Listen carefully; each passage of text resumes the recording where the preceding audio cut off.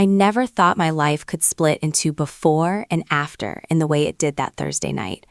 I had walked into our kitchen like any normal evening, shoes scraping against the hardwood, the smell of leftover takeout still lingering in the air. The lights were dim because we'd been saving on the electric bill, and I remember thinking how normal it all felt.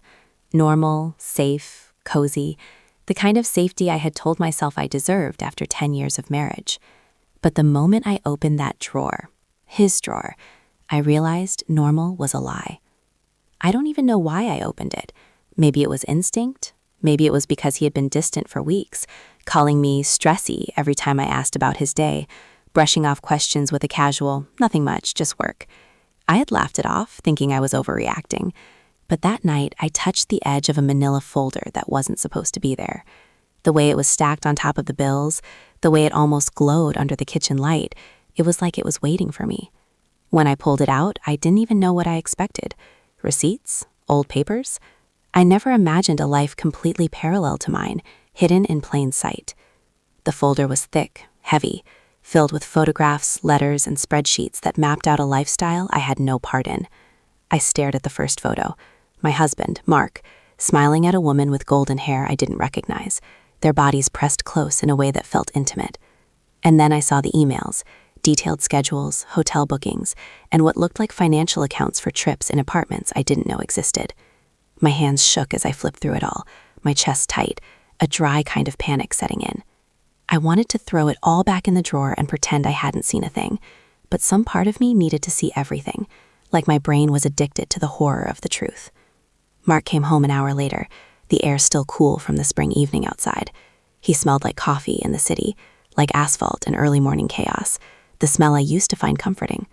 I wanted to warn him, to shut the folder and hide it, but instead I left it open on the counter.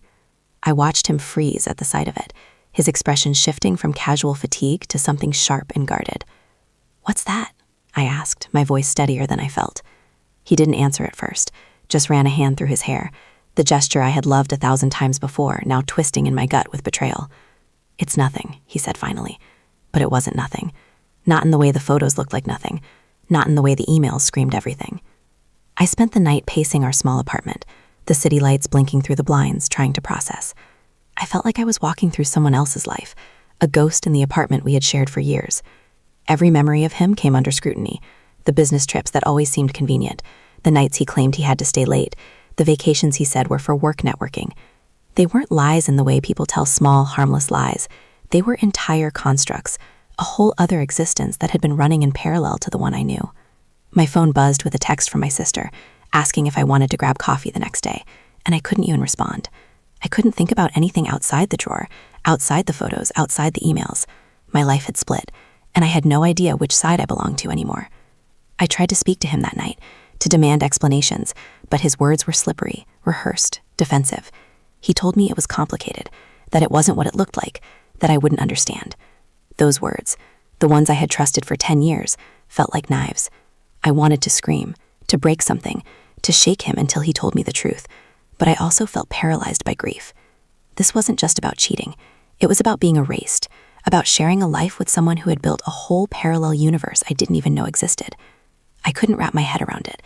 I couldn't see a beginning or an end to this other life, only snapshots that tore at me, pictures of dinners, weekend trips, and nights spent in places where I wasn't allowed, letters that hinted at confessions he would never give me, and receipts for things I would never touch. Sleep didn't come that night. I remember sitting on the edge of our bed, the city humming outside, holding the folder on my lap, my mind bouncing between disbelief and rage. I went through the photos again and again, each time noticing something new, the way his hand lingered on her back, the way she leaned into him as if she were the only person who mattered, the way he smiled at her like I had never existed. And I thought about us, about our life, the arguments we had, the laughter, the mornings we shared coffee on the balcony, and it felt like someone had cut a line through my chest and replaced my heart with a hollow emptiness. The next morning, I drove to the coffee shop, still holding the folder. I didn't know who to call, who to trust. My sister noticed I looked off, but I just smiled weakly and ordered my coffee. I sat in a corner, staring at the steam rising from the cup, thinking about the secret life my husband had been living while I thought we were building a life together. I felt like I had been an audience to my own marriage, watching a performance I had never auditioned for, a play where I was a prop, not a person. I tried to piece together a timeline from the documents, from the photos, from the emails, but it was impossible. There were gaps, there were excuses, there were moments that made me want to scream. I wondered how long it had been going on. I wondered if he had ever really loved me, or if the love I felt had been an illusion crafted around a man who existed in two places at once. I remember calling in sick that day, my voice trembling when I tried to explain to my boss that I was feeling unwell, unable to tell him why. I spent the day at home, going through the folder again, each new discovery sharper than the last. I found a series of text messages that confirmed trips I hadn't known about, nights he claimed he had been at work when he had been with her. I found hotel keys, apartment leases, receipts from restaurants I didn't recognize. And with each piece of evidence, I felt myself unraveling. I wanted him to come home so I could confront him, but I also dreaded it. I wanted him gone so I could think, but I couldn't bear the thought of being alone with the reality I had just uncovered. By that evening, I had developed a ritual. I would sit on the sofa, the folder open on my lap, the TV on but muted, and just stare at the evidence. I didn't eat, I didn't sleep, I barely spoke. When Mark came home, he found me like that, and I could see the guilt flicker across his face, the kind of guilt that can't be hidden, the kind that doesn't need words. I wanted to throw the folder at him, to rip him apart with my hands, to demand everything, but all I did was close it slowly and put it back in the drawer. I told myself I needed to breathe, to think, to figure out what came next. But the truth was, I didn't know if I could live in this apartment anymore, in this life anymore, in this marriage anymore. Every laugh we shared, every kiss, every whispered "I love you" felt tainted now, and I wondered if I would ever hear those words without hearing the echo of everything he had hidden. That night, I lay awake listening to the sounds of the city outside, wondering how a man I thought I knew so well could live a secret life so fully, so completely. I thought about the little things, the way he sometimes left the bedroom door open, the times he disappeared for hours with meetings, the sudden late-night calls that made him look anxious. All the little signs had been there, scattered like breadcrumbs, and I had ignored them, convinced that trust meant not questioning. And now, the breadcrumbs had led me to a forest of betrayal I couldn't escape. I felt both furious and foolish, trapped in a spiral of doubt and heartbreak, unable to reconcile the man I loved with the man who had lived another life without me. I spent the next morning driving aimlessly, the folder beside me in the passenger seat, flipping through it like I could find answers in the chaos. I thought about leaving, thought about calling a lawyer, thought about burning the folder, thought about confronting him publicly, thought about screaming into the void. But most of all, I felt the crushing weight of confusion. I didn't just lose trust, I lost the narrative of my life. Every decision we had made together, every plan for the future, now felt like a lie. And yet, there he was, in the apartment we had built together, acting like nothing had changed, as if his other life hadn't been meticulously documented in the folder that now sat between us like a wedge I couldn't remove. By the end of the week, I realized something terrifying. I didn't just want answers. I wanted the life I thought I had, and I didn't know if it even existed anymore. I wanted to understand why he did it, but I was terrified that understanding would only make it real. I wanted to believe he could come back to me, to the us I thought we were, but every fiber of my being screamed that the man I loved had been a stranger living under my roof. And in that terrifying clarity, I understood that my life had irrevocably changed. The folder had not just revealed a secret, it had ripped the foundation from beneath me, leaving me floating in a world where love and betrayal had become indistinguishable. I stared at the kitchen drawer again, the one I had opened that Thursday night, and I realized that life would never be simple, never be safe, never be the comforting rhythm I had known. The man I had married was there, smiling politely, pouring himself a glass of water, pretending that we hadn't crossed into a different reality. And I, clutching the folder like a lifeline, knew that every choice from now on would be shaped by the truth I had uncovered, the life he had been living without me, the woman who had existed in the shadows of my marriage, the countless moments I had missed while he built a parallel world I would never have access to. I woke up the next morning feeling hollow, like someone had scooped out my chest and left me in the dark with the city humming around me. Mark was already gone, as usual, another early work meeting he never really explained. I couldn't even move. The folder was on the kitchen counter, taunting me, and I sat there staring at it for what felt like hours, running through every scenario in my head. Should I confront him? Should I leave? Should I pretend I didn't see it and let him continue lying? But pretending had never been an option for me, and the truth burned too brightly to ignore. I took the folder into our bedroom, flipping through the photographs again. I started noticing patterns I hadn't seen before. The same restaurant receipts on weekends, certain hotels, flights booked at odd hours. There was even a section with spreadsheets tracking his interactions, calendars with notes like, dinner with L, 7 p.m., weekend away, NYC, all written in meticulous handwriting. My stomach churned. Every detail made my blood run cold. Every schedule made me feel like I'd been living next to a ghost. I wondered if there was any part of our life together that had been real, or if I had been living inside an illusion carefully curated by someone I thought I knew. By the afternoon, I realized I couldn't stay put. I grabbed the folder and drove. I drove without direction, letting the streets swallow me up, letting the city blur past the windshield. I ended up in a small park, sitting on a bench beneath a tree, the folder open across my knees, the wind ruffling the pages. I felt like I was both invisible and exposed at the same time, like the entire world could see my humiliation. And I hated myself for it. Hated that I hadn't seen it sooner, hated that I had trusted so blindly, hated that I had allowed myself to be vulnerable to someone capable of such meticulous deception. I remember thinking about the other woman, Elle, as his notes referred to her, and for the first time I felt an actual physical rage. Not just anger, but a kind of visceral fury that made my chest throb. How had he done this for years without me noticing? How had he kept her hidden in every conceivable way? And the worst part was that I didn't even know her, didn't even know what she looked like, yet she had stolen something from me that I would never get back. I thought about calling her, confronting her, yelling, demanding answers, but I knew it wouldn't matter. She was part of his life in a way I would never be again, and he had willingly allowed it to happen. By evening, I found myself back at the apartment. The place felt smaller, suffocating, every corner filled with echoes of the man I thought I knew. Mark came home late, and I could see the hesitation in his eyes the moment he stepped through the door. He wanted to speak, I could tell, but I didn't give him the chance. I just held up the folder. "This isn't nothing," I said quietly, and his face fell. The color drained from him, and I realized he was terrified, not of being caught, but of losing control of the story he had created. "I can explain," he said, his voice low. But I didn't want explanations yet. I wanted truth, raw and unfiltered, the kind that couldn't be rehearsed. I wanted him to admit everything he had done, every trip, every lie, every hidden life. I wanted him to show me who he really was, and I think part of me also wanted him to fail, to crumble under the weight of what he had done. Over the next few days, I became obsessed with tracking him, with piecing together the life he had hidden from me.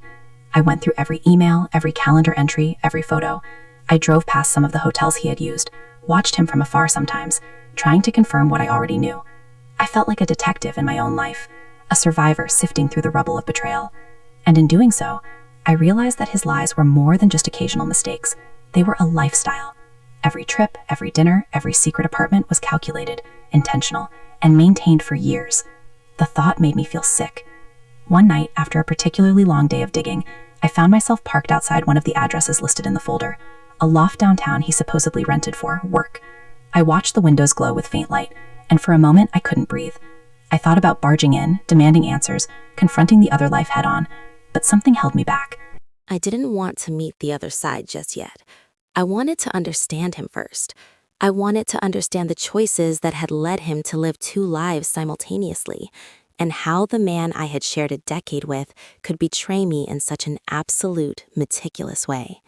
Inside our apartment that night, I confronted him again.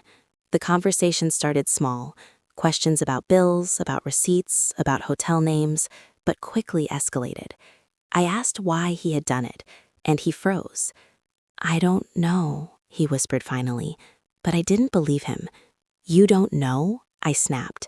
"You've been living this entire other life, lying to me every day, and you don't know why?" He avoided my eyes, his hands shaking slightly, and I realized that his control was slipping, that the story he had so carefully built was unraveling in front of me. And then came the hardest part, hearing him defend himself, not with excuses, but with rationalizations. "It wasn't about you," he said. I just needed something separate, something that wasn't us." And while I tried to process it, I felt my anger and grief collide. I wanted to throw everything in the apartment at him, wanted to make him feel the panic and despair that had become my constant companions. I wanted to scream until my voice broke, but instead, I sat there, silent, listening, feeling the weight of everything he had hidden settle on my shoulders like a physical thing I could not lift. In the days that followed, the apartment became a war zone of emotions. I stopped sleeping in our bedroom, instead sleeping on the couch, the folder always nearby, as if proximity would give me some semblance of control. I would watch him move around, noticing the little habits that suddenly seemed foreign, the way he hummed while cooking, the way he scrolled on his phone, the casual gestures that once made me smile but now filled me with suspicion. Every interaction was loaded with tension. Every word he spoke felt like a test, and I realized that our marriage, as I had known it, was gone.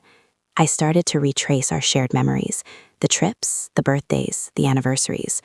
Were any of them real? Or had he been living parallel lives even then, carving out moments for me that were carefully constructed? I felt dizzy thinking about it. I remembered our wedding, the way he looked at me, the vows we exchanged, the promises made. And yet, here we were, a decade later, and I had been nothing more than a participant in a meticulously staged illusion. I felt rage, grief, disbelief, and a profound sense of loss, not just for the man I thought I loved, but for the life I had imagined, the future that had been stolen before it could fully exist. I began to document everything in my own way, making notes, photographing emails, mapping out timelines. I didn't know what I would do with it, whether I would use it as leverage or simply as a record, but I knew that if I didn't, the memories would blur, and the betrayal would fade into some unrecognizable haze. I couldn't let that happen. I needed the truth to exist, even if it broke me completely. Mark noticed the change in me. He tried small gestures, making coffee in the morning, leaving notes, trying to reclaim the intimacy that had evaporated. But nothing worked. The trust had been shattered. Every attempt to return to normal was like a Band-Aid on a broken bone. I found myself reacting with suspicion to kindness, anger to apologies, grief to smiles. I realized that our life together had shifted from shared joy to a minefield of tension. Each step measured, each word weighed. One night I sat alone with the folder again, the city lights flickering through the blinds. I realized that my grief wasn't just about him or Elle. It was about the years I had invested in a life that had never fully existed. It was about the trust I had given freely, only to have it repurposed in ways I could never undo. And somewhere in that realization, I found clarity. I could no longer inhabit the life we had built together without acknowledging the truth. I had to make a choice, and the choice wasn't just about staying or leaving. It was about reclaiming the parts of myself that had been hidden, ignored, and erased while he lived another life right under my nose. The following week, I started talking to friends in carefully measured ways, testing boundaries, feeling out whether anyone could understand the magnitude of what I had uncovered. Most couldn't. Most offered platitudes, sympathy, and advice I didn't want. I didn't need someone to tell me to leave, to forgive, to move on. I needed someone to validate that my experience was real, that my grief, my rage, my sense of betrayal was not an overreaction. It was real. And in that reality, I started to see the shape of my next steps. Not fully formed, not yet clear, but emerging from the fog of deception and loss. By the end of the second week, I realized something terrifying. I had started to notice him less as a husband and more as a man living a secret life under my roof. I wasn't angry about the one woman anymore. I was angry about the man who had built an entirely separate existence, who had compartmentalized me, who had spent years weaving a narrative that excluded me entirely. And that realization was both liberating and horrifying. I understood, finally, that I was no longer living in the life I thought I had married into. I was living in the aftermath of someone else's deception. And if I wanted to survive it, I would need to reclaim control in ways I hadn't imagined. The day I decided to follow him, I didn't even tell myself I was doing it. I just got in my car, folder in the passenger seat, and drove without a destination. I knew his routine, more or less, from the documents I had been studying, and I figured I could at least confirm some of the trips and dinners I had discovered. It was terrifying, almost ritualistic, the way I sat in the driver's seat, watching street after street, trying to reconcile the life I thought I had with the life he had been living. The first time I saw him exit a building that wasn't ours, a building I had never noticed him enter before, I felt my chest tighten like someone had shoved a fist into it. He didn't notice me. He never did. And I hated him and myself all at once for that. Him for hiding, me for loving him blindly. I followed him to a little cafe downtown, the kind of place with exposed brick, dim Edison bulbs, and the smell of roasting coffee beans so thick it almost made me gag. He met her there, Elle, the woman from the folder, and it hit me harder than I expected. She was exactly as she had looked in the photographs, smiling like she had every right to the man who had promised me forever. They hugged, and I watched him laugh, that laugh I used to think was for me alone. I sat in my car, shaking, heart racing, tears blurring the edges of the windshield. I wanted to honk, scream, demand answers, but I couldn't. Something inside me was frozen, paralyzed by the enormity of everything. I drove home that night, the folder open on my lap, going through the receipts and photos as if I could make sense of what I had just witnessed. I felt sick, empty, hollow in a way that made it hard to breathe. I sat in our kitchen, lights dim, staring at the folder and realizing I was living in the shadow of his choices. Every meal he had shared, every weekend he had worked late, every promise of love had been punctuated with these hidden moments. I tried to remember if there had been signs, subtle cues I had ignored, tiny fissures I had brushed aside in the name of trust. But the more I looked, the more I realized that the truth was there all along. It just didn't want to be seen. The following day, I confronted him again. By then, my anger and grief had settled into something colder, sharper, more deliberate. I didn't scream this time. I didn't plead. I asked precise questions about his trips, the apartments, the receipts, the woman. And he answered, in the way someone does when they are finally caught, carefully, defensively, but undeniably truthful. He admitted to the separate apartment downtown, to the dinners, to the hotel bookings, to everything. He didn't try to explain why. He didn't try to apologize. He just told me, like stating facts could somehow make the betrayal less crushing. And I realized in that moment that there was no reclaiming the life I had thought we had. It was gone. He had taken it, built something else with it, and left me holding the fragments. I started sleeping in the guest room, unable to face him in our bed. Every sound he made in the apartment felt like an intrusion, every glance a reminder of the secret life he had curated while I believed in him. I spent nights going through the folder, mapping timelines, tracing patterns, trying to understand how long it had been going on. The sheer scale of it was staggering. Years of deception, meticulously planned, and I had not a single inkling until that drawer betrayed him. I began to understand that it wasn't about the other woman. It was about control, about living in parallel worlds where he could be the man he wanted to be without consequence. And I hated him for it, but I also hated myself for not seeing it sooner. I reached a breaking point a few nights later. I couldn't just live in quiet observation anymore. I needed him to see the consequences, to understand the wreckage he had caused. I confronted him in the kitchen, folder in hand, throwing it on the counter so hard it slid across the tiles. "Do you have any idea what you've done?" I asked, voice low, trembling. "This isn't just cheating. It's an entire life, a decade of lies. Do you understand?" He looked at me, eyes wide, but he said nothing, and I realized he couldn't. Words couldn't capture the devastation he had caused. Nothing could. The following weeks were a blur of surveillance, documentation, and confrontation. I found myself leaving for work early, sitting in my car outside buildings I had learned he frequented, and taking photographs, screenshots, notes. It felt insane, like I was turning into someone I didn't recognize. But I couldn't stop. I had to see it, had to hold evidence in case I needed it.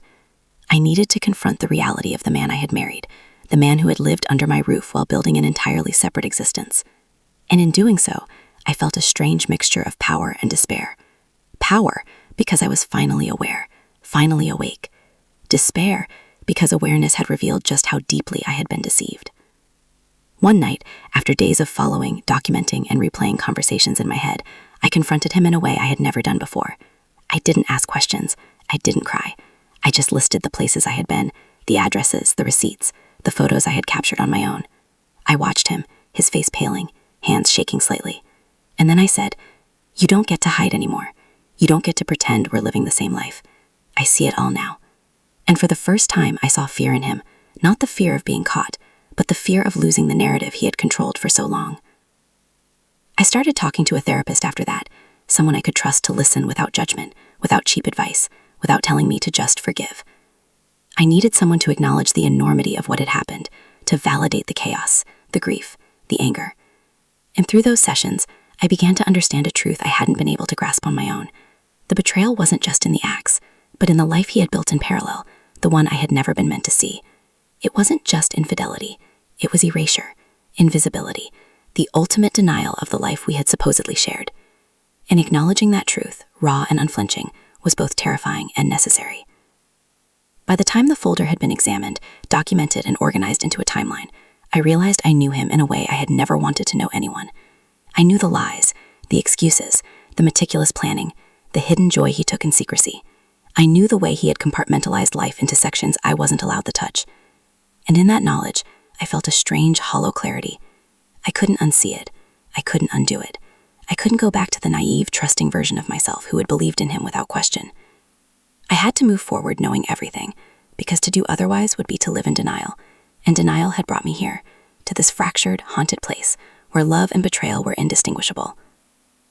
One evening, I drove past the apartment downtown he had rented, the one he had visited with her countless times. I watched the lights glow faintly in the windows, felt my chest tighten as if my heart had been physically squeezed. And I realized I wasn't angry at her anymore. I wasn't even really angry at him in the way I had been. I was angry at the life that had been stolen, the time I had invested, the moments I had thought were ours but were shared with someone else. I was angry at the erasure of my presence, the deletion of my role in his life, the careful crafting of an alternate reality where I didn't exist. And in that anger, I found a strange, bitter clarity. I would never be the same, but I could survive. I could move forward, but only by embracing the truth, by acknowledging every lie, every hidden life, every betrayal.